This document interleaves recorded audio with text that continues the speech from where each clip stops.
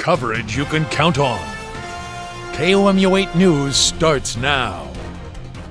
The ruling is in for former state representative Chuck Basie. He won his lawsuit against Columbia Public Schools. Good afternoon, I'm Evie Allen. And I'm Emily Spain. Thanks for joining us today. KOMU 8's Colby Zach joins us now live at the Boone County Courthouse after watching this trial. Colby. After a canceled initial trial, a change of judge, and even the Boone County clerk intervening, a judge has ruled in Chuck Basie's favor. Judge Brock Jacobs ruled CPS and Columbia Public School Board has violated state statute by not accepting Basie's filing for candidacy. CPS argued that he should not be allowed to file because you're only allowed to file during office hours. And due to the holiday celebrated on December 27th, the office was not open. Basie's side argued that CPS Superintendent Brian Yearwood allowed him to file that day, yet there was still no one to accept it. After winning the case, Basie said that he's still looking on to get that ballot. I'm hoping that they don't appeal, but they have that right, and we'll see what they're going to do. But I fully intend to be on the April ballot. And as I told some other people earlier, I'm already at a disadvantage because I've missed at least one forum. Basie said that he was confident that CPS was violating the state statute the entire time. In Columbia, I'm Colby Zach, KOMU 8 News. Well, as temperatures reach into those single digits, people are worried about if there's enough space for people in homeless shelters. Right. 2 Jefferson City emergency shelters are now working together to make sure people have a place to stay when it's cold out. KOMU 8's Shay Lawson reports staff from both shelters say they lean on each other for support during the winter season. Clean up a little bit and freshen. Mariah Lubrine is a volunteer at Jefferson City Room at the Inn, and she's been busy getting things ready for 15 homeless people to stay here overnight. But they could get more than that. And the big question right now has been, what do we do when we go over, because we expect it to happen. It's already happened a couple of times, and this week is going to be really cold. So there's concerns. She says Room at the Inn and the Salvation Army have the same goal and different ways to help people. If we have more than we are supposed to, that we can safely shelter, then what we do is when they get here, we ask for volunteers. We ask the guests, is there anybody here who's willing to go to Salvation Army? Because we have transport. Major Justin Wendell at the Salvation Army says it's important the shelters work together to fill in where the other can't. You know, one of the biggest things is we are a family shelter, and we allow families to come in with kids that are able to come and stay even in our COT program or in our shelter. From what I understand is they don't allow kids into their shelter, so it's just giving back and forth and trying to fill in those gaps. At the Room at the Inn, Lubrine says there are around 200 volunteers, but the organization is always looking for more. Shay Lawson, KOMU 8 News, Jefferson City. Room at the Inn is open every day from 7 p.m. to 7 a.m. Now, guests have the option to be transferred the next morning to other warming centers like the Salvation Army. Well, speaking of that cold weather, you've probably noticed some ice on your cars, maybe even the road over the past couple of days. Let's bring in now First Alert weathercaster Daniel McDonald. So Daniel, just how much longer are we going to be dealing with this cold? Because it's really cold out there. Pretty bad. Well, luckily, Emily, I think today is where we bottom out. We have a cold night ahead of us tonight where we could get into the single digits, but after that we are going to slowly but surely warm back up to where we should be back towards average or even slightly above average temperatures by this weekend. As for the other factor of our cold weather here, the precipitation, that freezing rain we saw a little bit of on Saturday night and a lot of last night. Thankfully, that has been shifting south of us here, still present in many parts of the state, but is now well below I-44, where some parts of the southeast are going to be in for a few days of rough weather here, as we could have an ice storm over parts of Arkansas, Kentucky, and also Tennessee. Thankfully, though, we're not going to see any of that here in mid-Missouri. Maybe a flurry or two tomorrow here for the southern part of our viewing area, but for the most part, we're going to see a lot more sunshine poking through tomorrow and Wednesday, and especially for Thursday and Friday. I'll have more on those details and what to expect coming up in my full forecast. All right, thank you, Daniel. Well, a new development in the Santulli-Mizzou hazing case today. Boone County Judge Brock Jacobs granted an extension for hearing involving Harrison Reichman, who is a former member of the Phi Gamma Delta fraternity. Now, Reichman's attorney says there's still discovery and preparation to be done. Reichman faces felony hazing charges after allegedly dropping Danny Santulli on his head after a party in October of 2021. His hearing is scheduled for March 13th. The video of 5 Memphis police officers violently attacking Tyre Nichols has activists pushing for police reform. Lawmakers are revisiting federal police reform legislation after Senate negotiations broke down in 2021. NBC's Alice Barr has the latest from Washington. Get on the ground! A national reckoning over police use of force reignited as a heartbroken mother prays her loss will bring real change. I feel like my son was sacrificed for the greater good. 29-year-old Tyre Nichols died 3 days after being brutally beaten by Memphis police during a traffic stop. A 6th officer has been relieved of duty, 5 others fired and charged in his death, all part of a specialized street crimes unit that's now been disbanded. What's his name? But the calls for justice echo far beyond this tragic case, with particular scrutiny on similar specialized units in departments across the country. This run, catch them, lock them up, throw away the key model has to be shifted into a public safety model. Advocates calling on Congress to pass the George Floyd Justice in Policing Act that includes banning chokeholds, dealing with no warrant searches, dealing with accreditation of police departments. Now is the time for action. This is about people being safe. Bipartisan Senate negotiations over that bill broke down in 2021, with Republicans now in control of the House, one leading member arguing police reform belongs at the local level. I don't know that there's any law that can stop that evil that we saw. Both sides acknowledging the inhumanity caught on camera in the Tyre Nichols case, but turning outrage into real reform faces an uphill battle in a divided Congress.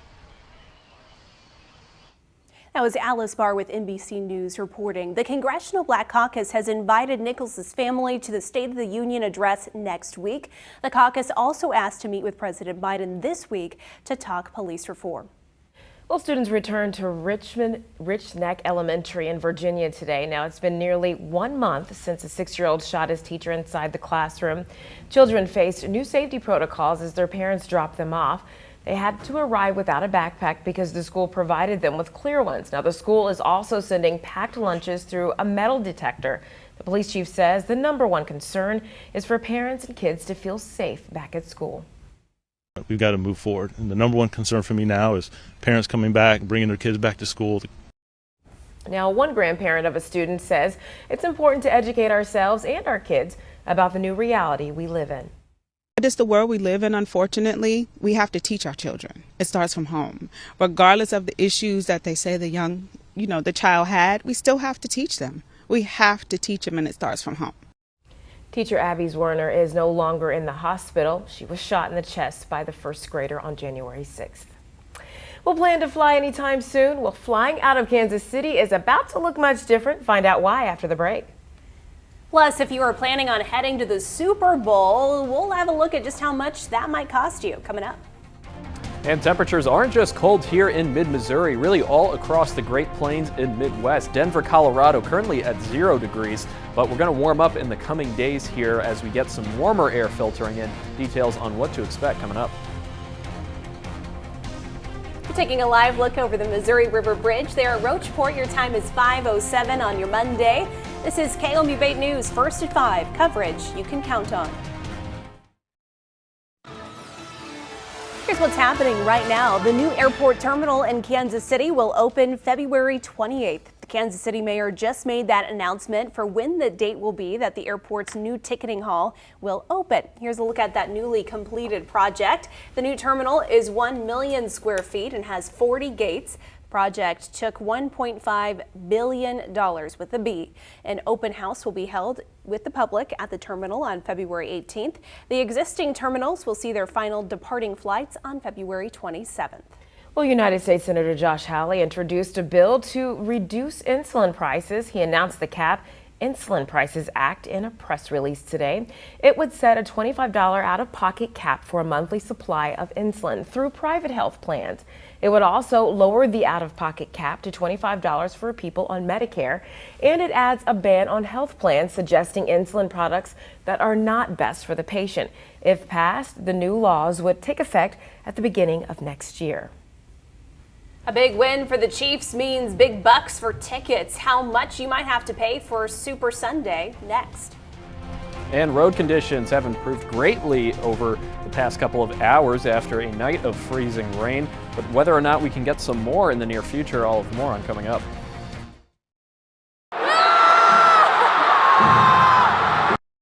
That's the sound of victory, right? And some excited Chiefs fans are looking at last night's celebration at Power and Light in Kansas City. Fans watched the dramatic final seconds of the AFC Championship on the big screen. I was on the edge of my seat last night. I don't know if you caught the game, but it was exciting. I caught parts of it. Parts of the game. The Chiefs are heading now to their third Super Bowl in just 4 years. Now, if you plan on going to the game, it's going to cost you. Yes, prices for this year's Super Bowl are reaching record highs. Hopper Travel says the game's average ticket price stands at $8,300 and $8,300 and round trip airfare out of Kansas City to Phoenix is upwards of $800. One travel economist says Chiefs fans are pushing an increase in travel. We saw about a 60% increase in searches made from Kansas City to Phoenix on Sunday when the Chiefs made it into the Super Bowl. And it's a testament to how excited fans are to see their team in the big game, and definitely a little bit of a holdover from the pandemic. Super Bowl 57 is Sunday, February 12th, 5:30 p.m. Central Time. $8,300. Wow. Well, this year's Super Bowl will make history in more ways than one. It's the first time in history that two black quarterbacks, Patrick Mahomes and Jalen Hurts, will start in the game. If the Chiefs win, Mahomes will be the first black quarterback in NFL history to win multiple Super Bowls. Plus, Chiefs player Travis Kelce and Eagles player Jason Kelce will become the first brothers to play each other in a Super Bowl. Pretty cool. Daniel.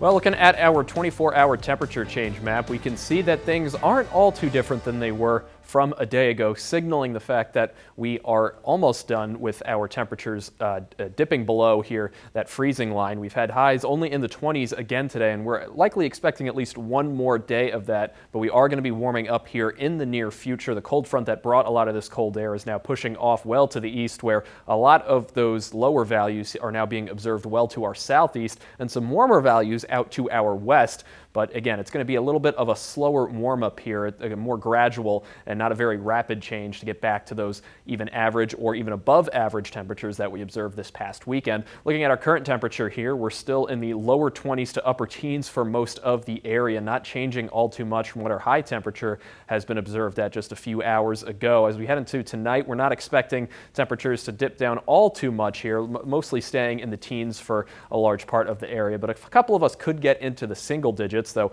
it already feels like the single digits at the moment with that wind chill still in place for much of us. 7 in Columbia, a little warmer in Jefferson City at 13, but still definitely very cold already on top of what's been a very cold stretch over the last 2 to 3 days.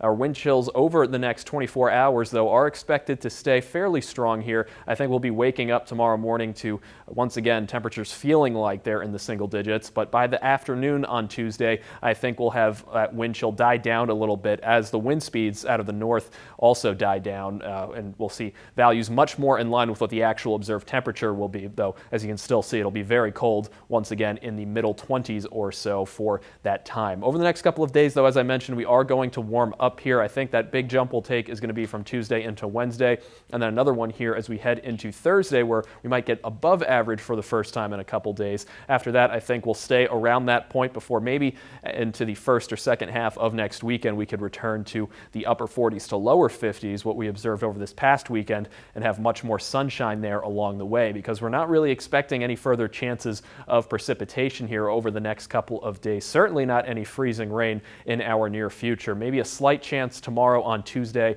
in the early morning or afternoon hours for the very southern parts of our viewing area. Areas near Lake of the Ozarks could see a few flurries drop from the sky here, as there is a lot of snow and ice not far away from our viewing area, but not close enough to really impact us. Southern Missouri and parts of Arkansas may be dealing with some very icy conditions. Even an ice storm is possible. Taking a look at our precast, you'll see what I mean here, as we do see some cloud cover, but a very thick flow of snow is going to be to our south. Maybe it comes close enough to give us a little bit of some flurries in the southern part of the viewing area, but overall I don't think it's going to be very impactful. And after that day on Tuesday, it's looking pretty dry for the next couple of days thereafter. 10 degrees though is going to be that low for tonight. That's where we're going to bottom out at, I think, and luckily we will be warming up over the next couple of days slowly but surely. Some of us again could be in the single digits for tonight. Combining that wind chill, maybe even seeing some values of that wind chill in the negative digits, but luckily tomorrow the winds died down and we're back into the middle 20s or so from the lower 20s. Not much of an increase, but still warmer nonetheless here. A lot more sunshine is going to be observed too over the next couple of days. That'll correlate with us warming back up to the point where we might get back into the upper 40s to lower 50s by next weekend.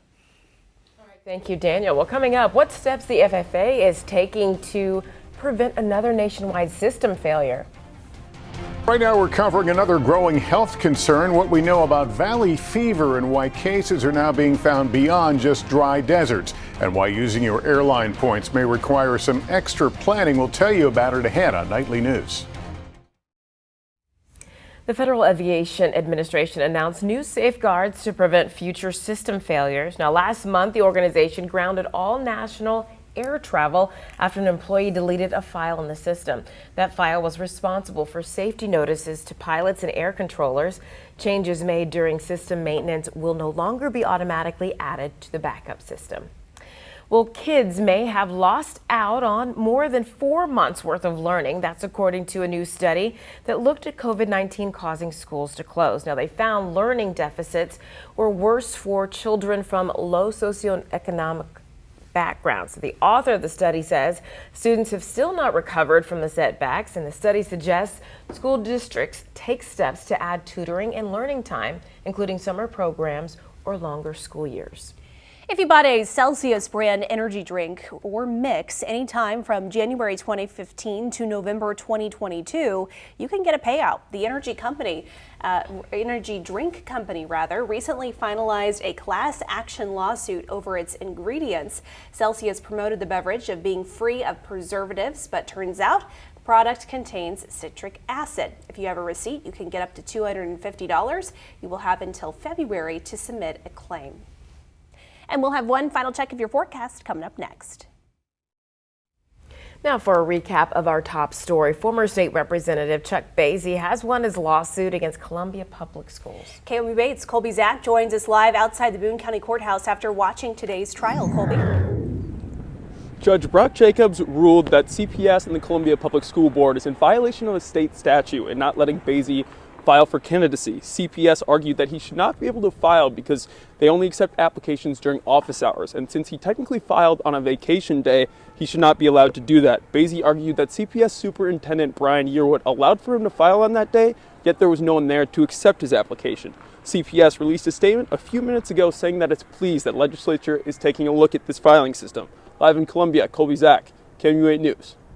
Here's a look at what we're following for KOMU 8 News at 6 o'clock. A former school in Fulton will be going under a massive makeover. Just find out what's in store for the future of the old school building at 6. And here's a look at your forecast for tomorrow, hour by hour. We are expecting a slightly warmer day tomorrow with highs in the lower to middle 20s, but still going to be cold overall. That wind chill should be dying down though, so it won't be feeling as bad. Low temperatures could get down to the single digits tonight though, but from Wednesday onwards we are warming up quite a bit here, getting up to more average temperatures in the 40s. I will appreciate average after the I think I'm of that same mind right now. Whew, too cold for me. We'll see you at 6.